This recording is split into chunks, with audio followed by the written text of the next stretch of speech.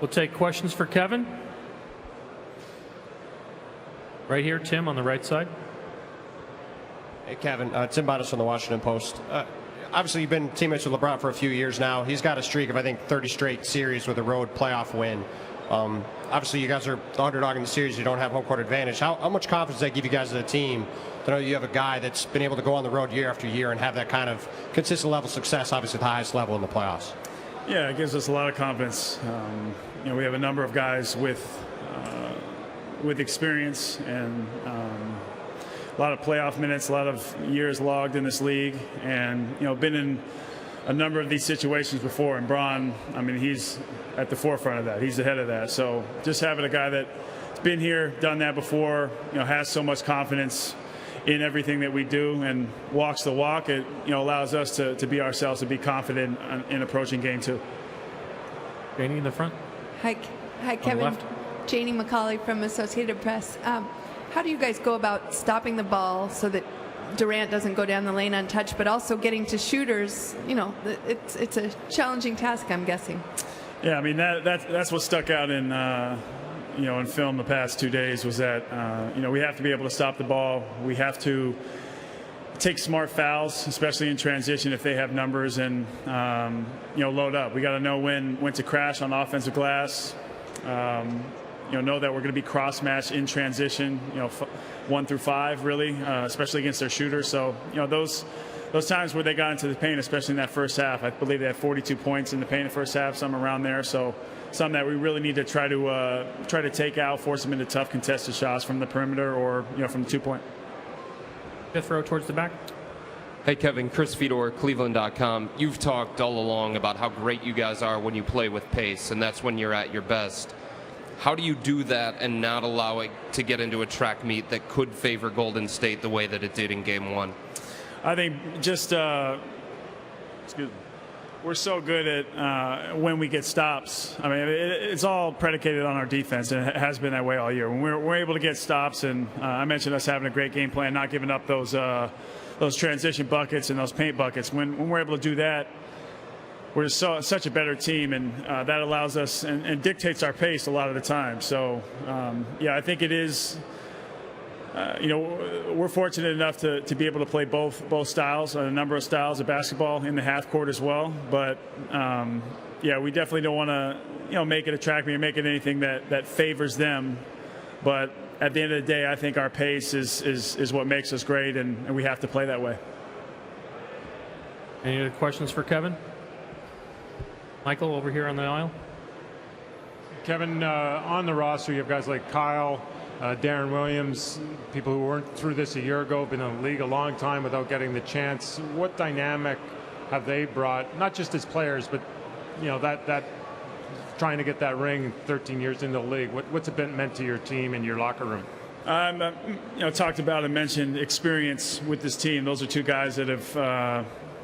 Darren's been to Western Conference Finals, been on a number of teams with experience. Kyle, Eastern Conference Finals. Both have been all-stars in this league, guys that have played at a very high level. So I think having that level of professionalism and just, being so hungry and knowing what it takes and having the willingness to do whatever it takes to win a title is big, especially from guys of that caliber.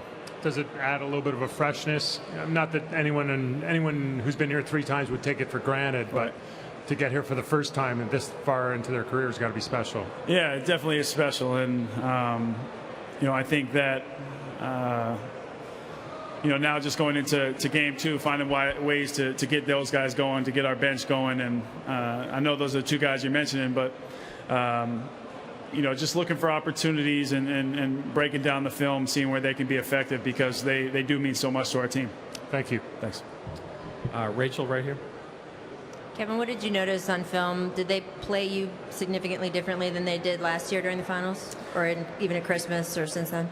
Yeah, I think more than anything, our defense is what stuck out on film. Offensively, there's a number of shots that could have fallen, things we could have done better, setting numerous picks, keeping the ball moving to both sides, but defensively just not only in transition but in the half court, just making them feel us. I think a level of physicality being brought to the series, especially in Game 2, is going to be huge for us and setting the tone. And more than anything, I think that's what ultimately stuck out for us. What about you, though? The way they went at you personally, did Sure. it feel different from either Christmas or January or last year, or anything specific to this series? Yeah, I mean, definitely they've gone better since we saw them Christmas and, like you mentioned, I don't know when in January, Martin but we Luther saw King-ish. them here. Yeah. But definitely they've gone better. We feel like we have as well. But it's, definitely, the NBA Finals have a different feel in themselves, and every game is different. Every series is different. Every matchup that you're going into, every game is going to be a little off, a little different. So you just have to be able to, adjust and make yourself effective. The back row. Back row. Courtney Cronin, Bay Area News Group. What do you notice about the difference in this rotation of their bigs as compared to where it was last year? I spoke with Tristan. He said that the first word he brings up is athleticism and, having to out-jump guys, things like that. Yeah, I mean, whether it's Zaza or JaVale or David West, or even Draymond playing the 5, they have a number of different styles and ways that they can play. But, for some of the game, they were putting, Draymond at the 5 and, putting KD at the 4. So they were going small and getting out in transition and finding each other. And that unit is so good at passing the ball and playing for one another that I mentioned the cross matching in transition and defensively in the half court as well. Just being able to guard at all 5 positions at us is going to be really key, or for us. Any last question? Thanks, Kevin. Thanks. Kyrie, first question. Hi, Ty. Janie McCauley How from you doing? Associated Press. Good, thanks. In Game 1, maybe you guys put some emphasis on stopping the three-point line. What adjustments do you make in this game to do the same, but also keep Kevin from going down the middle untouched, and also get more from Tristan Thompson?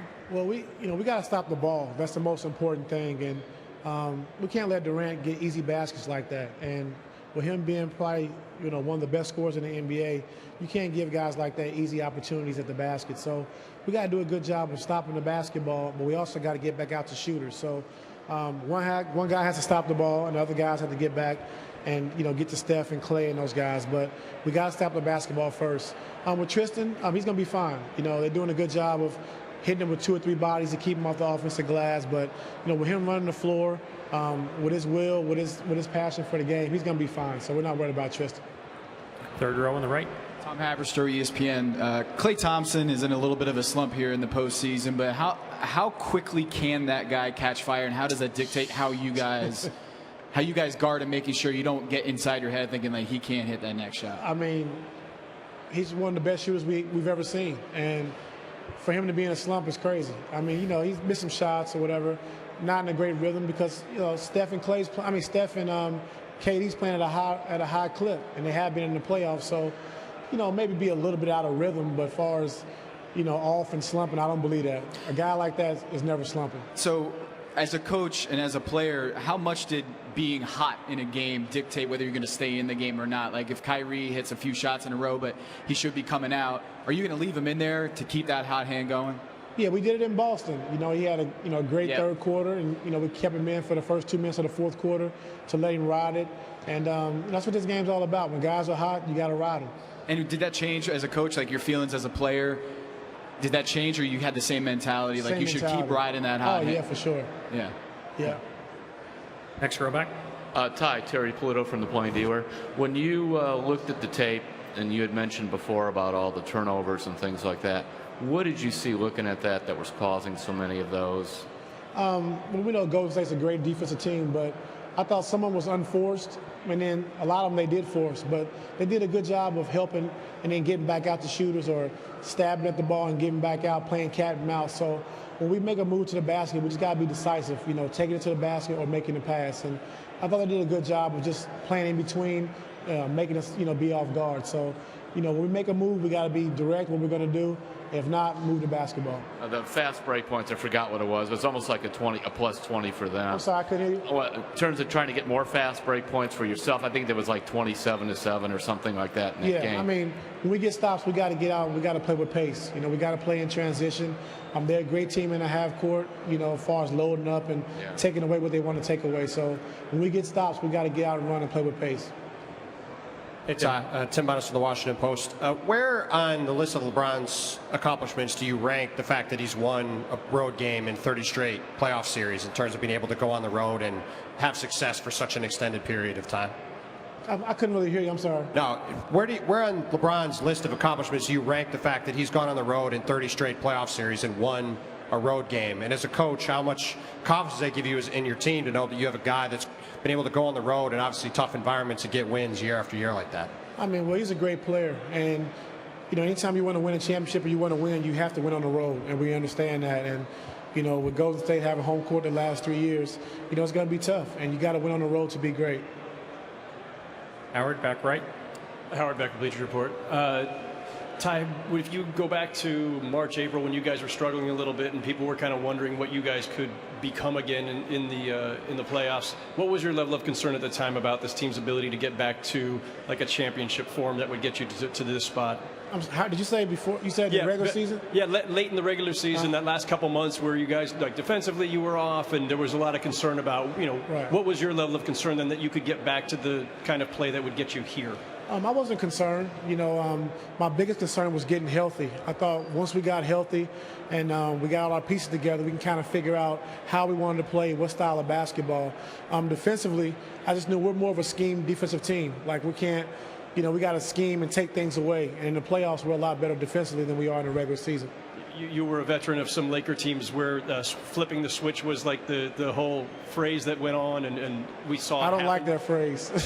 But when your team took off in this playoffs, though, that was the perception. Like, oh, okay, well they flipped the switch. Is that what truth is there, if any, to that? I thought we played better. We were playing better in the playoffs, but we got healthy. We had a set rotation, and I think defensively we was able to lock in on certain teams we played and was able to take away what we wanted to take away. So if you want to say flip the switch, I just think defensively we got better, a lot defensively, and that opened up our offense for us. Kelly, last question up Shelley front. Smith, ESPN. Ty, you said people have said that you guys plan to try to play more physical. Do you have to establish that early in order not to draw fouls early? And what do you plan to do? You have to be the first one to hit, and I thought they hit us first. And you have to be physical. The game is physical.